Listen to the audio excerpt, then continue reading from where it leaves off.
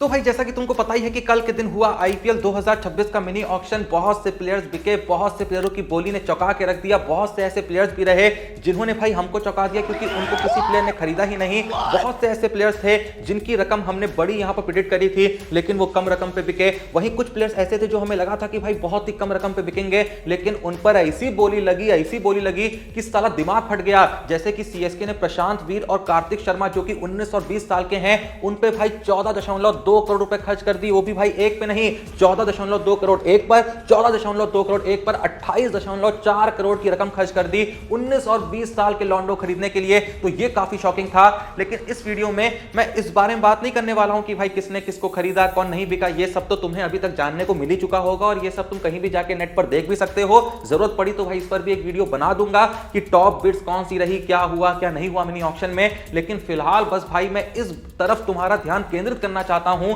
कि इस mini auction के बाद आरसीबी की टीम में कोई बहुत बड़े बदलाव नहीं हुए हैं, लेकिन सिर्फ मैं यहां पर तुमको यह चीज याद दिलाना चाहता हूं कि वो आरसीबी जो कि भाई आईपीएल 2025 की विजेता बनकर आई है और कल के दिन उन्होंने एक बहुत ही शॉकिंग बिड करी वेंकटेश अय्यर पे और वो बिड जो थी वो सक्सेसफुल भी रही। वेंकटेश अय्यर सच में आईपीएल 2026 के लिए आरसीबी में आ चुके हैं और भाई मैंने कहा था कि आरसीबी इंटरेस्टेड है। मैंने कई वीडियोस बना के कहा था कि आरसीबी वेंकटेश अय्यर के लिए जाएगी, क्योंकि जब पिछले सीजन में यानी आईपीएल 2025 के मेगा ऑक्शन में जब केकेआर ने वेंकटेश अय्यर को 23.75 करोड़ की एक बहुत ही बड़ी रकम पे खरीदा था, तो भाई वहां पर भी आरसीबी 23.5 करोड़ तक यानी 23.5 करोड़ तक वेंकटेश अय्यर के लिए गई थी। 23.5 करोड़ पे जाके गिव अप करा था भाई वेंकटेश अय्यर के लिए आरसीबी ने। वो तो 23.75 करोड़ रुपए केकेआर ने दे दिए, तो वेंकटेश अय्यर केकेआर में चले गए। वरना भाई 23.5 करोड़ के बाद अगर केकेआर बोली नहीं लगाती तो पिछले सीजन में 23.5 करोड़ में वेंकटेश अय्यर आरसीबी में आ जाते। और भाई जब बोली लगाने के बावजूद भी वेंकटेश अय्यर आरसीबी में नहीं आए थे तो खुद आरसीबी के हेड कोच एंडी फ्लान ने कहा था कि हम बहुत ही शिद्दत के साथ तड़प रहे थे वेंकटेश अय्यर को अपनी टीम में लाने के लिए, क्योंकि हमारा ऐसा मानना था कि वेंकटेश अय्यर जो हैं वो हमारी टीम के बैलेंस में काफी अच्छा यहां पर सेटल हो सकते हैं। लेकिन फिलहाल सत्य यह है कि आईपीएल 2026 के लिए वेंकटेश अय्यर की एंट्री हो चुकी है आरसीबी में और आरसीबी का बैटिंग लाइनअप जो ऑलरेडी काफी ज्यादा तगड़ा था अब और ज्यादा बवाल हो चुका है। अगर इस पर तुम्हारा ध्यान नहीं जा रहा है, वीडियो देखते रहो, मैं तुम्हारा ध्यान उस तरफ लेके जाता हूं, फिर तुम भी कहोगे कि भाई आरसीबी का बैटिंग लाइनअप आईपीएल 2026 में एकदम तूफानी, एकदम बवाल, एकदम शानदार, एकदम जिंदाबाद होने वाला है। क्योंकि सबसे पहले अगर तुम आरसीबी के ओपनर्स पर नजर डालो भाई फिल सॉल्ट और विराट कोहली। फिल सॉल्ट भाई जो कि इस समय टी20 के one of the best batsman हैं, एकदम भाई शानदार फॉर्म चल रहा है। ऑलमोस्ट हर मैच में परफॉर्म करते ही करते हैं, चाहे इंटरनेशनल लेवल पर इंग्लैंड के लिए खेले या फिर चाहे किसी भी भाई लीग में खेले, ये बंदा भाई रुकने का नाम नहीं ले रहा है। 180 की स्ट्राइक रेट से नीचे ये बंदा बात नहीं करता है। और विराट कोहली के बारे में तो क्या ही बोलना, भले ही टी20 क्रिकेट से रिटायर हो चुके हैं लेकिन बंदे में टेक्निक ऐसी है, बंदे का फॉर्म भी अभी इतना अच्छा चल रहा है भाई। साउथ अफ्रीका के खिलाफ मैन ऑफ द सीरीज बन के आए हैं भाई साहब। और अगर किसी को शक भी था कि अब शायद विराट कोहली उस तरीके की हिटिंग नहीं कर पाएंगे क्योंकि टी20 से रिटायर हो गए हैं, तो भाई जिस तरीके से वो छक्के लगा रहे थे ना साउथ अफ्रीका के खिलाफ ओडीआई सीरीज में, सबको दिखा दिया कि भाई वो तो मेरी मर्जी थी कि मैं छक्के नहीं लगा रहा था कुछ टाइम से ओडीआई में, वरना मेरी इतनी औकात तो है ही कि जब चाहे अपनी मर्जी से उस तरीके के छक्के लगा सकता हूं जिस तरीके के मैं लगाना चाहता हूं। तो ओपनिंग तो देखो एकदम शानदार है, फिल सॉल्ट और विराट कोहली की जोड़ी। उसके बाद फर्स्ट डाउन पे पिछले सीजन में जहां पडिक्कल खेल रहे थे, फिर पडिक्कल इंजर्ड हुए तो मयंक अग्रवाल आ गए थे, लेकिन पडिक्कल ने जितने मैचेस खेले थे भाई हर मैच में फर्स्ट डाउन पर आकर वो कंट्रीब्यूट करके जाते थे। बहुत बड़ी पारियां नहीं खेलते थे पर हर मैच में कंसिस्टेंटली वो 25, 30, 35, 40 का कंट्रीब्यूशन दे ही रहे थे।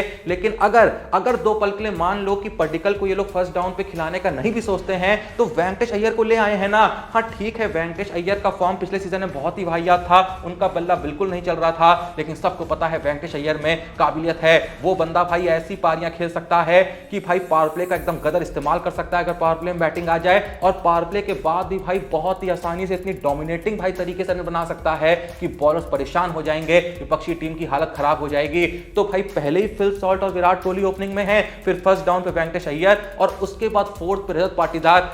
अब पाटीदार के बारे में तो क्या ही कहना, पिछले सीजन में थोड़ा सा फॉर्म ऊपर नीचे चल रहा था, लेकिन पाटीदार के बारे में सबको पता है भाई, जिस तरीके से स्पिन को अटैक करते हैं अपनी मर्जी से भाई, जो प्यारे चौके छक्के लगाते हैं, दुनिया कहती है कि भाई इससे प्यारा आदमी कोई देखने में लग ही नहीं सकता जब ये बंदे को तुम बैटिंग करते हुए देखते हो। पाटीदार की जो हिटिंग एबिलिटी हम सबको पता है, पिछले सीजन से पहले के जो सीजन रहे हैं किस तरीके से अकेले दम पे उस बंदे ने मैचेस बदले हैं हम सब जानते हैं। तो फोर्थ पे पाटीदार हो गए, और फिर भाई जब इनके फिनिशर्स आते हैं, मतलब भाई कौन अच्छा फिनिशर है कौन खराब फिनिशर है, तुम भाई इस बारे में कुछ कह ही नहीं सकते। पहले ही भाई 4 प्लेयर्स देख लो, फिल सॉल्ट, विराट कोहली, वेंकटेश अय्यर, पाटीदार। उसके बाद भाई मान लो जितेश शर्मा आ गए, तो जितेश शर्मा भाई ऑलरेडी पिछले सीजन में आरसीबी के लिए कई मैच विनिंग पारियां खेल के आए थे, भले ही छोटे कंट्रीब्यूशन दे रहे थे, कई मैचेस में 15-20 रन ही बना के जाते थे, लेकिन हर मैच बना के जाते थे और लगभग 180 से ऊपर की स्ट्राइक रेट के साथ बनाते थे और हर मैच में कंट्रीब्यूट करके जाते थे भाई। कई मैचेस में अपनी फिनिश से उन्होंने आरसीबी को मैच जिताए थे।